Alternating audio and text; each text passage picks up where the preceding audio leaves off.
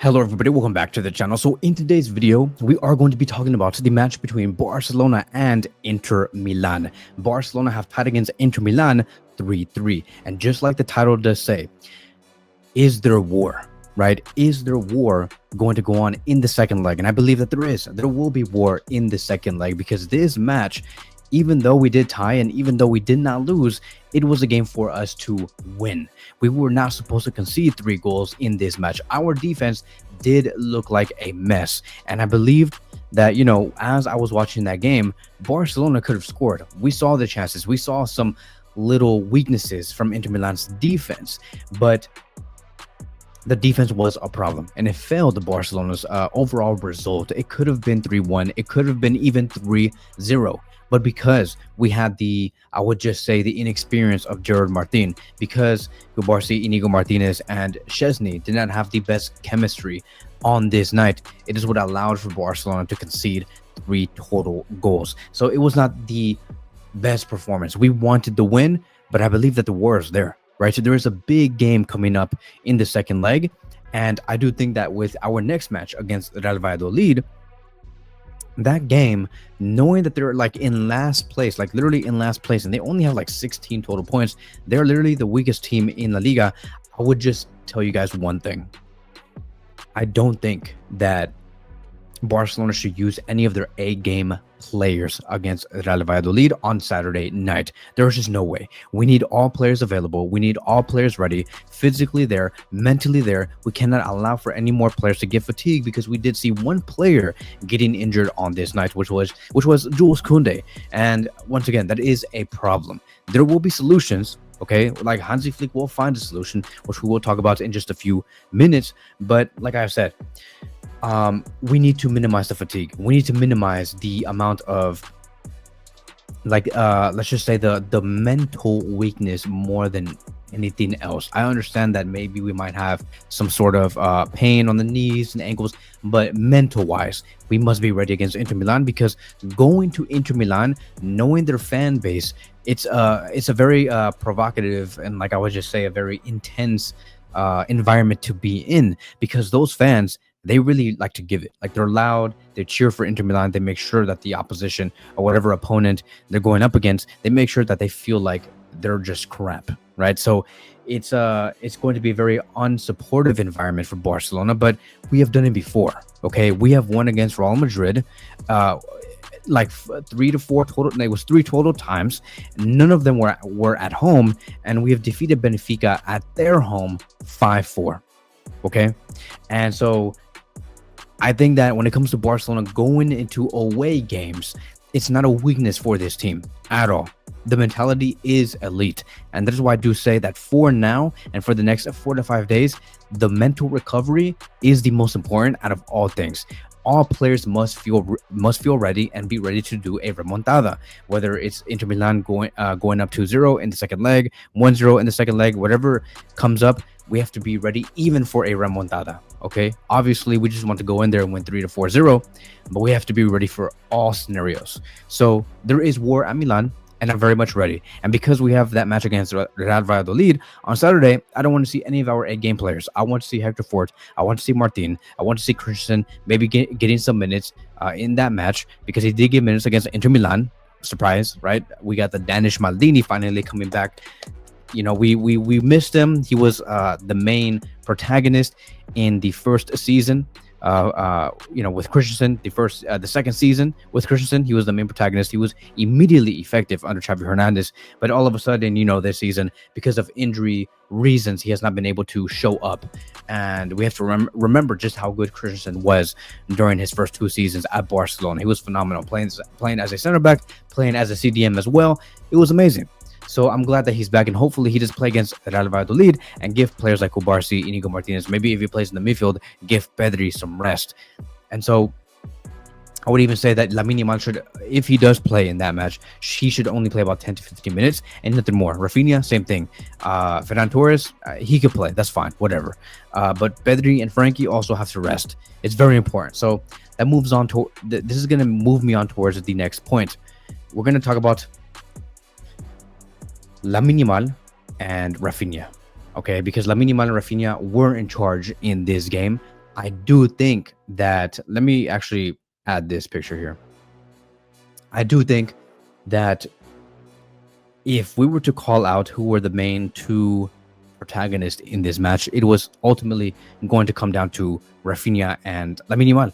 Ferran Torres scored a goal, but I think that he did not have much of a effect. Like if you were to compare it to Raphinha and Yamal, if we were to have ever had a chance to score against Inter, because they played with five men at the back, I wanted to see Raphinha at his A game and Lamine Yamal at his A game, because that's the only way we could get through. It is through the freaking wings. There was no other way we could get through the middle at all. Because when you look at this defense here, right? You look at this defense with you got Acerbi, Bisek, and Bastoni, very compact. You add in Dumfries and Di Marco on the wings, very compact. And then on top of that, you have Barea and the other two players right there congesting the midfield. It was really, really tough. As a matter of fact, I would even say, if we look at the heat map of Lamine Yamal, if we look at the player average position, you can see that Barcelona were very much high, as they should, because they have the attacking quality. And so you have Lamine Yamal here on the number 19.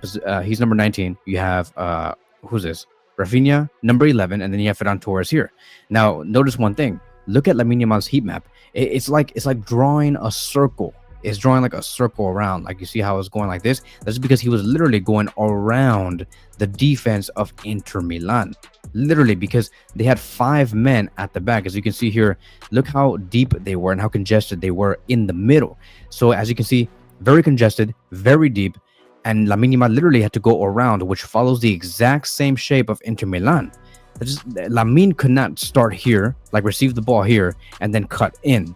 He was just going to fall into this congested midfield of Inter Milan and try to find like either a pass here or like a through pass here, or try to find like a shot from here. If you look at the first 15 to 20 minutes, you can see that Lamine Yamal was trying to attempt those type of passes. Like he was trying to receive the ball here, drift inside, maybe dribble through, failed. Try to pass through, failed. Try to shoot, failed, because it was just too many players. And that is why ultimately his heat map started to show that he was moving around here, and all the red was coming around here, as we can see right here. Right, so that's what I'm saying. Like Lamine Yamal, if we wanted a chance to win this game, it had to come through Yamal, and especially Raphinha, and we had to go through here on the wings. So they were in charge. Yamal and Raphinha, they were in charge. Same thing with Raphinha. As you can see here, not much of a dribbler compared to Yamal, hence the reason why it's only really red over here, because when he received the ball in this section here, he usually tried to find a pass already. So he received and then tried to find a pass. He did not receive and then try to go around and try to dribble through players, because he's not a dribbler. We needed a dribbler in this game, right? We needed let's just say Nico, a Liao, or a Salah, or a player like that, a dribbler, a monster dribbler on the wings. But unfortunately, because Raphinha does not have that type of skill set, and because this game was very compact for us, it was not open like in the match against Bayern Munich or in the match against Real Madrid. Raphinha really did struggle, but he did the best that he could, and he scored a golazo, right? He scored a freaking golazo. And I'm going to say, yes, that is his goal. You may say, no, it did not count because it hit the back of the goalkeeper and whatever. And like, you can say that. I mean, like, yeah, it hit the back of the goalkeeper, Sommer, but to me, it was a goal because he did 99% of the work. So to me, it does not matter. To me, it is a goal. So Raphinha, he did the best that he could. He was effective on what he could do, and he made great through passes, right? Through passes, key passes. If we look at his overall stats, Raphinha had a total of 90 minutes played, 2 chances created, 32 out of 39 passes were completed. Then we have 3 out of 5 shots on target, 2 block shots, 63 touches, 4 touches in the opposition box. And then look at the accurate long balls. 2 out of 2 were completed. Really good. Tackles 1 out of 1, interceptions 1, defensive actions 3, recoveries 1. Really, really good. Duels 1, 2, duels lost 5. Unfortunately, could not win that many ground duels, as he was never really an expert on that, but that's fine.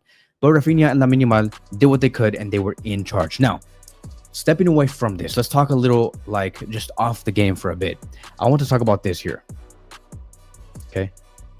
Jules Koundé and Alejandro Balde. Now, unfortunately for us, we have lost Jules Koundé, and for at the very least 2 weeks. It has been said, according to the most recent reports, that Jules Koundé is going to be out. And he's for sure going to be missing the second leg against Inter Milan, unfortunately. And most likely, based off what I'm seeing so far, is he is going to be missing. Let me see. Let me actually read this real quick, just so I can have the latest updates. Yeah, he's going to be missing in the second leg against Inter Milan. and he's going to be missing the Clásico, Real Madrid. Now with now with Jules Koundé coming out, it is a big deal because Jules Koundé is our definitive right back, and a right back that he is untouchable. He did not have the best game because he had a lot of duty to defend Di Marco here on the wings. So he was not up there trying to find final third passes, trying to make overlapping runs over Yamal. That was dangerous, okay? Because, dude, when Inter Milan counter, they counter well, okay? So they set deep, but they counter really well. Think about Atletico Madrid, okay? Look at the way that Inter Milan scored in the first place. They scored in the first minute, okay? They immediately found the open players in the front because they counterattacked us very well. Very similar to Atletico Madrid. It is the exact same game plan. They said, okay, who plays almost the exact same way as us? That is Atletico Madrid. Let's look at what happened between Atletico Madrid and Barcelona over the past 2 or 3 matches and the most recent meetings that they have had. Oh, look, that is how Atletico Madrid scored very early in the game. They did this. They received the ball quickly from the midfield. They tried to make a long ball on the other side, on the right side of the pitch. Right wing, let's say Dumfries has to receive it in this case. And then you go on and you try to look for the 1-0 in the first 2 to 3 minutes because Barcelona just end up very open in the game. So Inter Milan found the trap and Barcelona fell for it yet again. And so Inter Milan is an upgrade to whatever Atletico Madrid do in everything. In terms of goals, in terms of counterattacking, in terms of defense, Inter Milan is just a monster and just simply an upgrade to Atletico Madrid. And I felt like Barcelona should have known that, because if you're going to commit the exact same mistake that you did against Atletico Madrid, and you could not analyze Inter Milan well enough to understand that they are the exact copy, but better, this whole first goal would have been out. It would have never happened. So going back to Jules Koundé is an important right back for us. And, you know, he was ordered to stay back because we had to be very careful. He could not help Lamine Yamal. Hence the reason why Lamine Yamal had to really take on the defense by himself and why he was making that C shape, that circle shape over the whole defensive line. So Jules Koundé only played 42 minutes. He could not even play the first 45 minutes. So he's out. And we saw Eric Garcia come in for Jules Koundé. Eric Garcia was our right back in this game. So it's a big deal. And I do think that moving forward for the match against Inter Milan and for the match against Real Madrid, it's going to be Eric Garcia on the right back position for sure. It's going to be nobody else. It is only Eric Garcia. You can say maybe it could be Ronald Araujo against Real Madrid because we have seen Araujo go up against Vinicius multiple times. We'll see. But as of now, based off I would just say the performances of Eric Garcia, how he always finds himself in the correct spaces, how he receives the ball, plays very safe. Eric Garcia seems like the most ideal one. So as of now, I do think that going up against Inter, it's going to look very different, the defense, because that's when we move on towards Alejandro Balde. Alejandro Balde is going to be returning. There has been reports that Alejandro Balde will make it in time for the match against Inter Milan in the second leg. He will be there, meaning that based off all of the reports and the information that we have gotten so far, Alejandro Balde is going to be our left back against Inter, with Inigo Martinez and Cubarsí as a center back pairing and Eric Garcia on the right back position. Honestly, I'm not too afraid of that type of defense. I think that Cubarsí and Inigo Martinez did, in some capacity, fail against Inter, mainly because we conceded 3.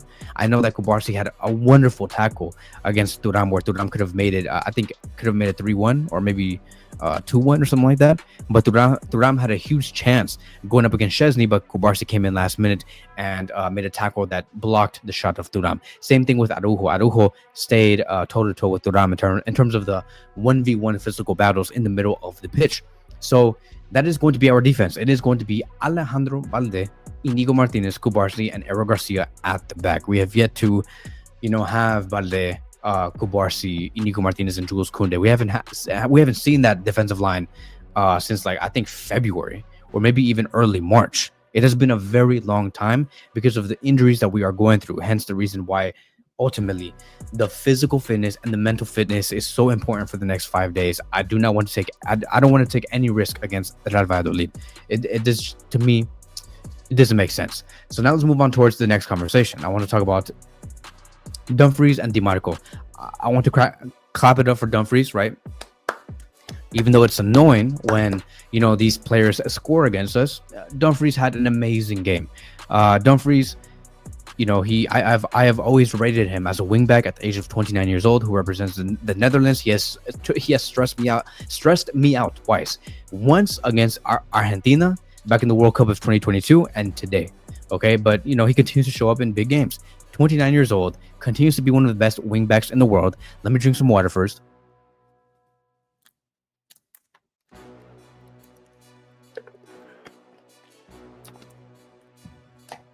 Had a rating of 9.3.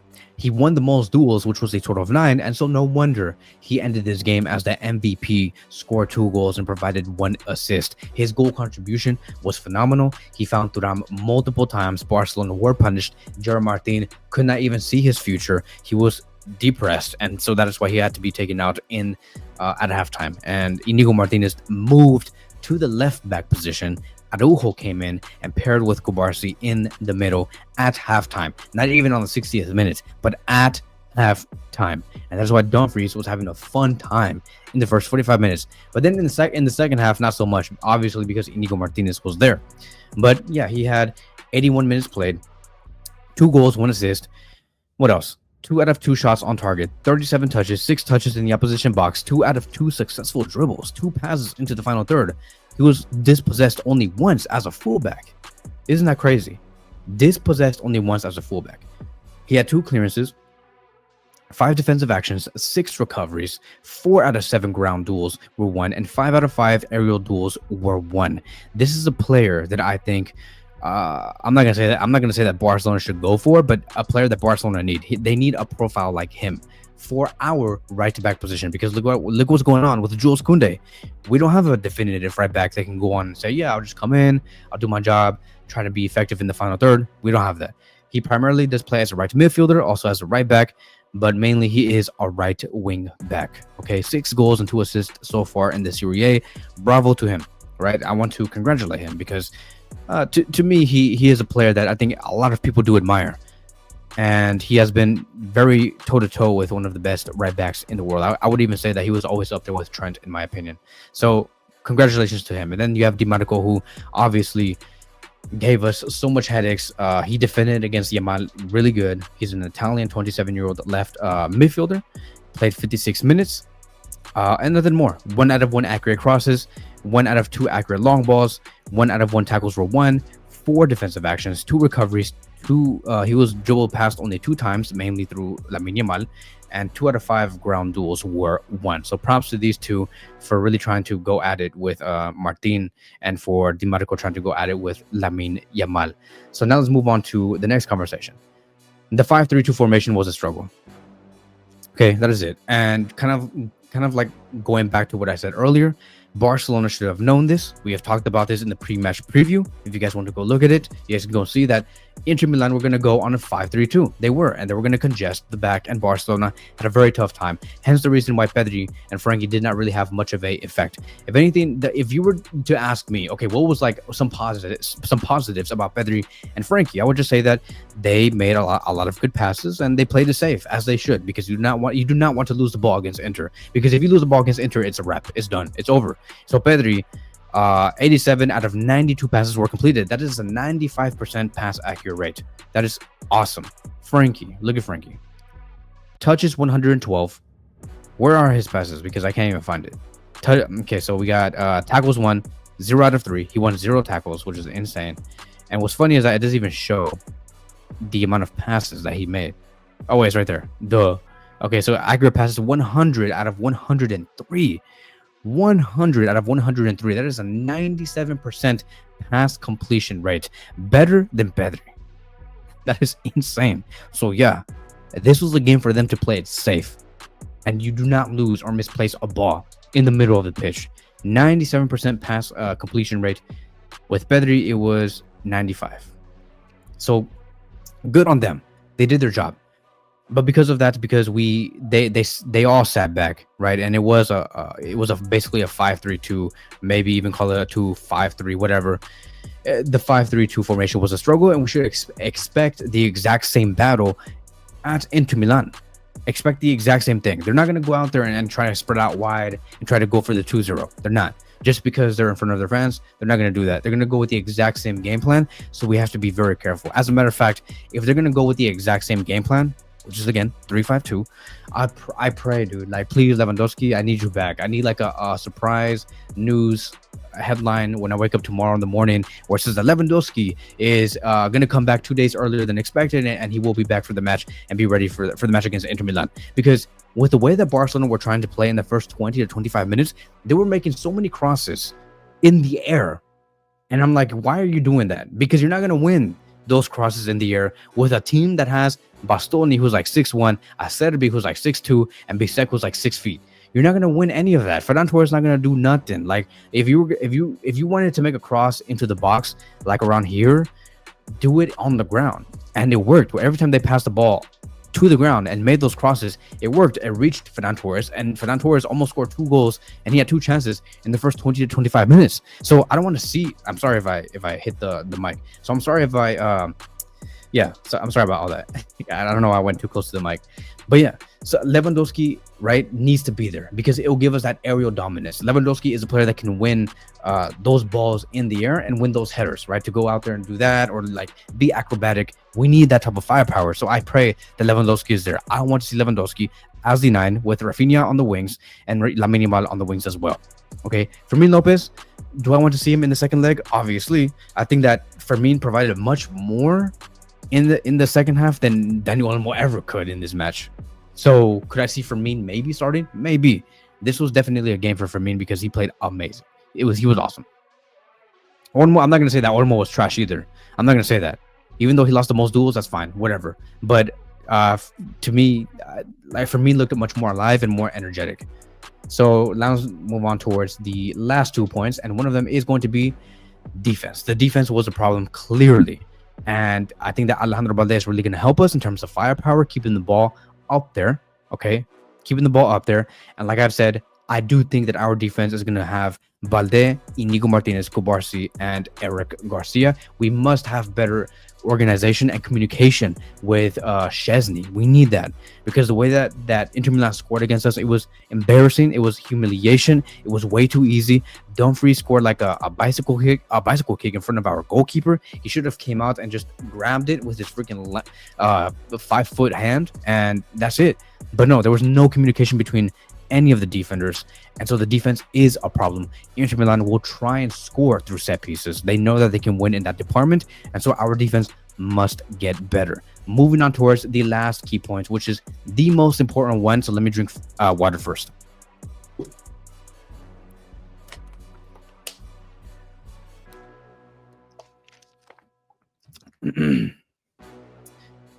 There is a final before the final. There is a final before the final. Hansi Flick even said this during the the post-match review. There is a final before the final because that match against Inter Milan in Milan, it is a final. We must win no matter what. We have to put our gears up to its max, to 1,000. If we had our gears here at 99, you got to put that to 1,000 in the second leg.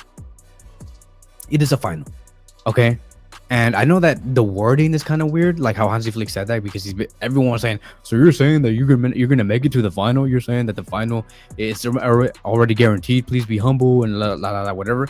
No. It's like he's simply saying there is a final before the final and nothing more. He's not saying that he's not saying that he's gonna make it to the final for sure. But the point is that this next game, the second leg, it is a final. And to me, yes, it is a final. Okay, like we have to go in and really give it our all. And so because we have it with that type of view, right? We have it with that type of view that it is a final.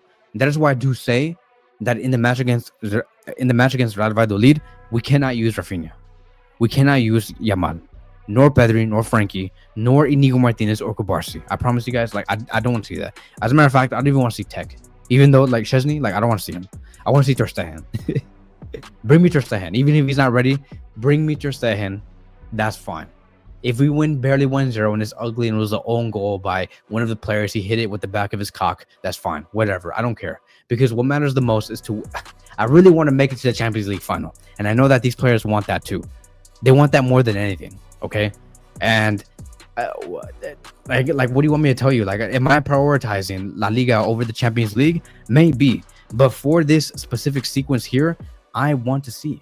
All right? I want to see I want to see the Champions League first, and I want to win it because the last time we won it was back in 2015. It will if we win the Champions League this May, it would be exactly 10 years since the last time we won the Champions League. So we need it.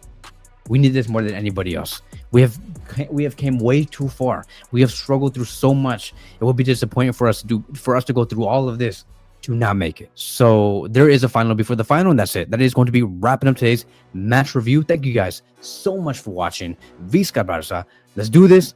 I'm going to be making more pre-match previews, more match reviews for the next upcoming games. So make sure you hit the like button, subscribe.